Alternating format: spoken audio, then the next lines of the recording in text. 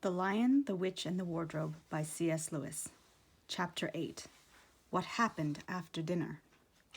"And now," said Lucy, "do please tell us what's happened to Mr. Tumnus." "Oh, that's bad," said Mr. Beaver, shaking his head.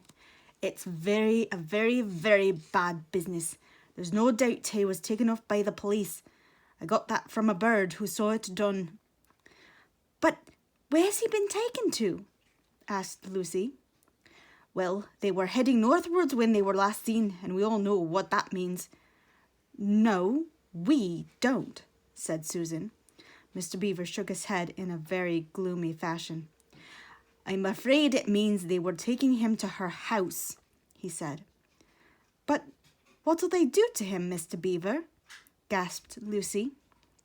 "Well," said Mr. Beaver, "you can't exactly say for sure. But there's not many taken in there that ever comes out again.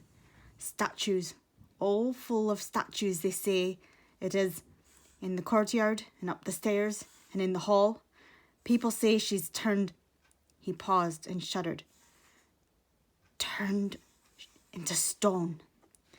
"But Mr. Beaver," said Lucy, "can't we must do something to save him. It's too dreadful, and it's all on my account." "I don't doubt you'd save him if you could, dearie," said Mrs. Beaver. "But you've no chance of getting into that house against her will and ever coming out alive." "Couldn't we have some stratagem?" said Peter. Couldn't we dress up as something, or pretend to be, peddlers or anything, or watch till she's gone out, or, hang it all, there must be some way. This fawn saved my sister at his own risk, Mr. Beaver. We can't just leave him to have that done to him." "It's no good, son of Adam," said Mr. Beaver. "No good you're trying, of all people. But now that Aslan is on the move—" "Oh, yes, tell us about Aslan," said several voices at once. For once again that strange feeling, like the first signs of spring, like good news, had come over them. "Who is Aslan?" said Susan. "Aslan?" said Mr. Beaver. "Why, don't you know? He's the king. He's the lord of the whole wood. But not often here, you understand. Never in my time or my father's time. But the word has reached us that he has come back. He is in Narnia at this moment. He'll settle the White Queen all right.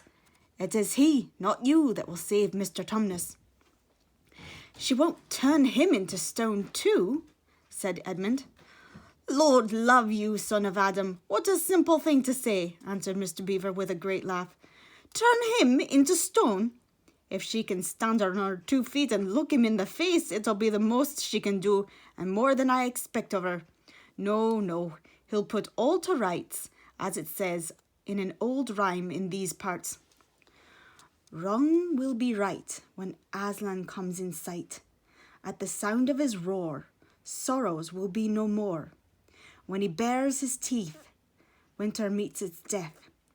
And when he shakes his mane, we shall have spring again. You'll understand when you see him." "But shall we see him?" asked Susan. "Why, daughter of Eve, that's what I brought you here for. I'm to lead you where you shall meet him," said Mr. Beaver. Is he a man?" asked Lucy. "Aslan a man," said Mr. Beaver sternly. "Certainly not. I tell you, he is the king of the wood, and the son of the great emperor beyond the sea.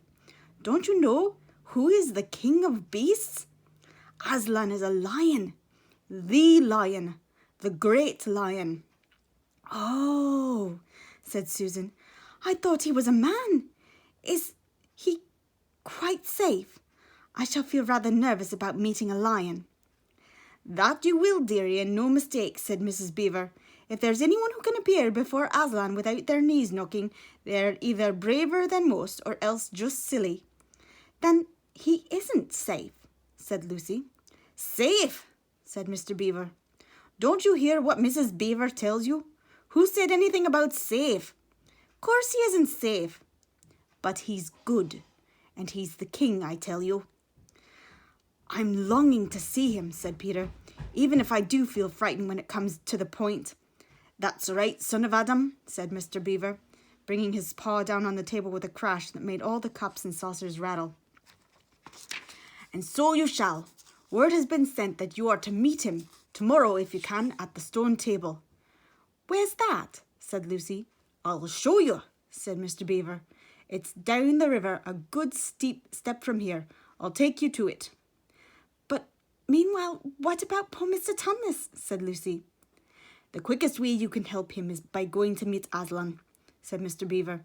Once he is with us, then we can begin doing things.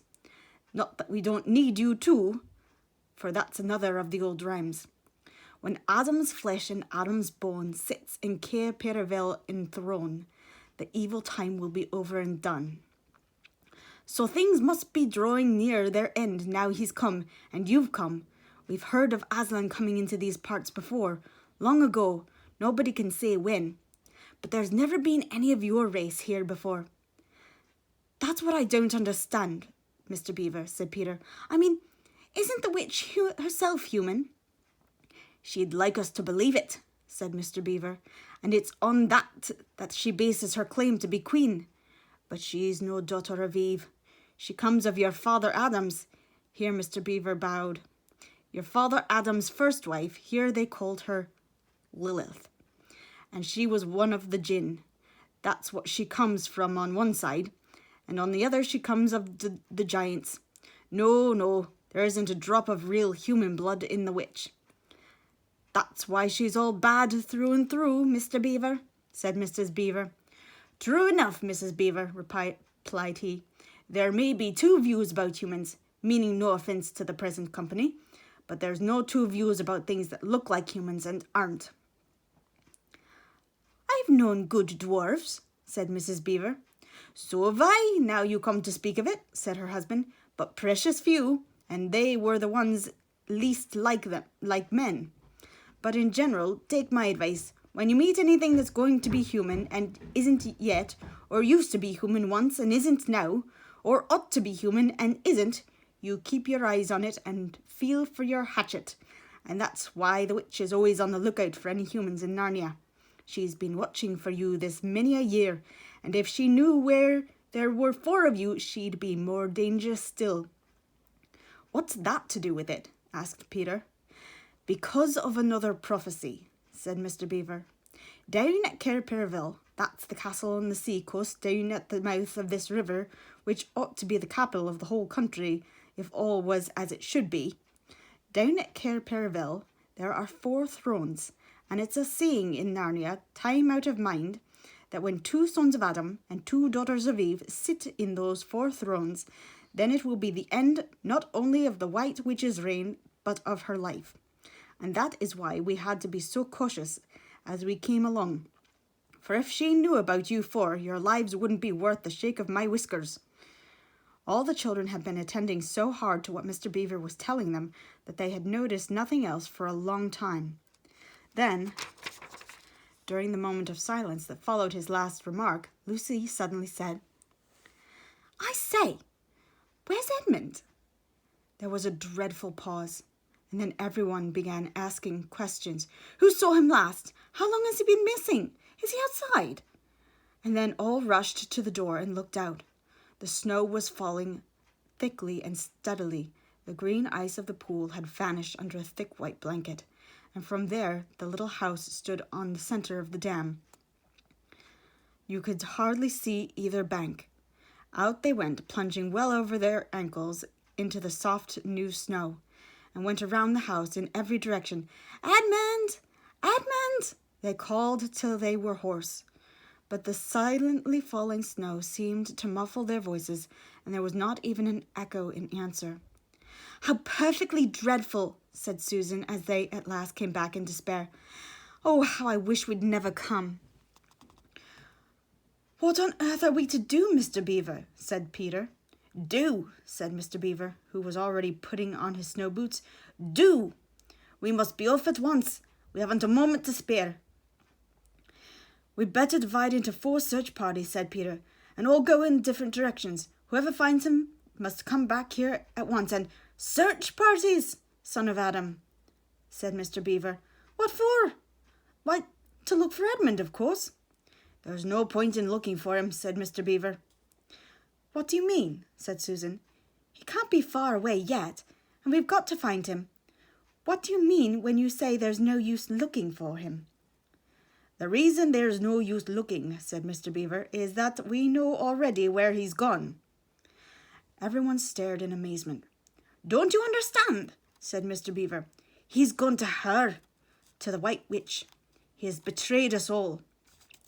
Oh, surely... Oh, really? Said Susan. He can't have done that. Can't he? Said Mr. Beaver, looking very hard at the three children.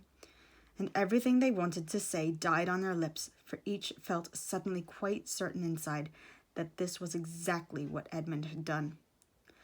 But will he know the way? Said Peter. Has he been in this country before? Said Mr. Beaver. Has he ever been here alone? Yes, said Lucy, almost in a whisper. I'm afraid he has. And did he tell you what he'd done or who he'd met? Well, no, he didn't, said Lucy. Then mark my words, said Mr. Beaver. He has already met the White Witch and joined her side, and been told where she lives. I didn't like to mention it before, he being your brother and all, but the moment I set eyes on that brother of yours, I said to myself, treacherous. And he had the look of one who has been with the White Witch and eaten her food. You can always tell them if you've lived long in Narnia. Something about their eyes. All the same, said Peter in a rather choking sort of voice, we'll still have to go and look for him. He is our brother after all, even if he is rather a little beast. And he's only a kid. Go to the White Witch's house, said Mrs. Beaver. Don't you see that the only chance of saving either him or yourselves is to keep away from her? How do you mean? Said Lucy. Why, all she wants is to get all four of you. She's thinking all the time of those 4 thrones in Cair Paravel. Once you were all 4 inside her house, her job would be done, and there'd be 4 new statues in her collection before you'd have any time to speak.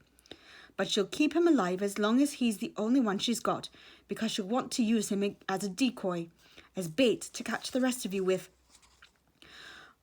Oh, can no one help us? Wailed Lucy. Only Aslan, said Mr. Beaver. We must go on and meet him. That's our only chance now. It seems to me, my dears, said Mrs. Beaver, that it is very important to know just when he slipped away. Now, how much can he tell her depends on how much he heard. For instance, had we started talking of Aslan before he left? If not, then we may do very well, for she won't know that Aslan has come to Narnia, or that we are meeting him, and will be quite off her guard as far as that is concerned. I don't remember his being here when we were talking about Aslan, began Peter, but Lucy interrupted him. Oh, yes, he was, she said miserably. Don't you remember? It was he who asked whether the witch couldn't turn Aslan into stone, too. So he did, by Jove, said Peter. Just the sort of thing he would say, too. Worse and worse, said Mr. Beaver, and the next thing is this. Was he still here when I told you that the place for meeting Aslan was the stone table? And of course, no one knew the answer to this question. Because if he was, continued Mr. Beaver, then she'll simply sledge down in that direction and get between us and the stone table and catch us on our way down. In fact, we shall be cut off from Aslan. But that isn't what she'll do first, said Mrs. Beaver. Not if I know her. The moment that Edmund tells her that we're all here, she'll set out to catch us this very night.